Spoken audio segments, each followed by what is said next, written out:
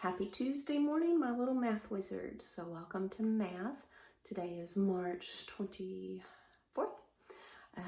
And let's see what our objective is today. Oh, looky. Demonstrate knowledge of learned concepts. So we are going to have an assessment today, just like we do every 5 days at school. However, I'm not going to count that as a test because we have been out of school for 2 weeks and we kind of need to get the cobwebs out. And so I'm just going to do a quick review, some things that I know that's going to be on it, so that it doesn't take you by surprise. Parents, feel free to help them through it. Really, it's just another daily activity. But if you want, you can go ahead and either upload those to me or send a picture to me of the front and the back, and also the timed one I will definitely take like a quiz grade on, but the assessment is just going to be a daily grade. But I do need to go ahead and get one of those for grading. So again, math, we are studying math because it is constant and it doesn't change, and that gives us a sense of comfort, just as we serve a God that is also unchanging. 1 + 1 is always going to equal 2. 2 times 2 is always going to equal 4. And our God is the same yesterday, today, and tomorrow, regardless if there is a little virus out there wreaking havoc on people's body systems right now. Let's continue to pray for those people.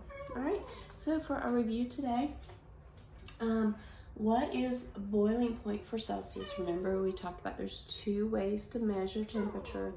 And that's Fahrenheit, which is what we use here in the United States, and then there's Celsius. And that person decided he was going to make it a little bit easier to remember what the boiling point and freezing point for water would be.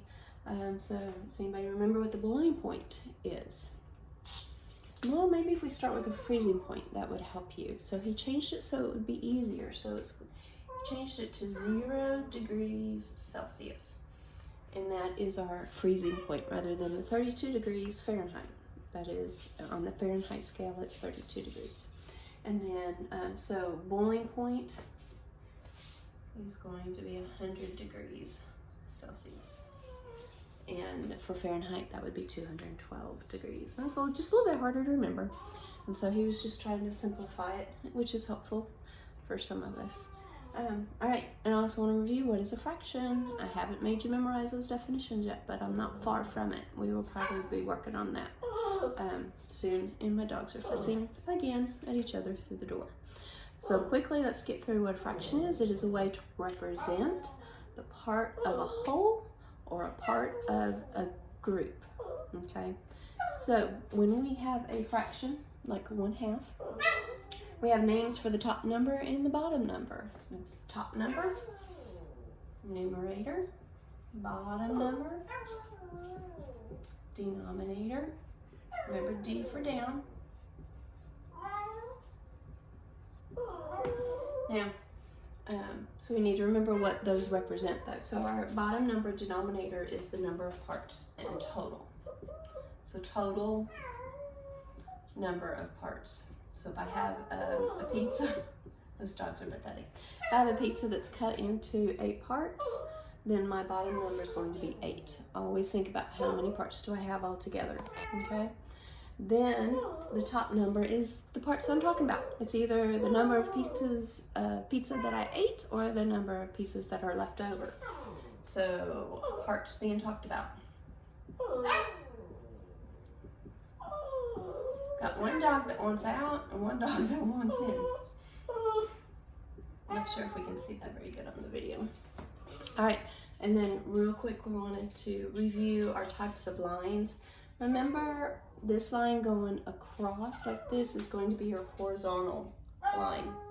Horizontal starts with an H, and always remember that middle line is going across, horizontal. Vertical, that's V-E-R, and to me, vertical in the V, it's almost up and down, but that's what makes me think of vertical. And then this is your oblique line, when it's going sideways like that, okay? I'm going to turn you this way for the other board. Please ignore the dogs. Y'all are gonna get to hear them, I'm sure, a lot in the near future. So your assessment today is not really an assessment. It just has assessment on it. It's just gonna be daily grade, but it kind of gives me an idea of what we need to be working on for my little lessons. Send a picture of it or upload it if we have figured that out yet. Do your timed paper. Remember, that's 1 minute and 15 seconds. And send that to me also. In your stack, you're gonna, for lesson 100, you're going to have a plant project. We're not gonna do that, obviously. I'm just not able to do that right now. We might try it later, I don't know, we'll see. Go ahead and you're going to also work on your ×3 and ×6 flashcards. And hopefully you have your extra math already started and an account for that to be practicing. That would be great. And I think that's pretty much it. So I'm gonna go take care of dogs and y'all get started on that. We'll talk to you later.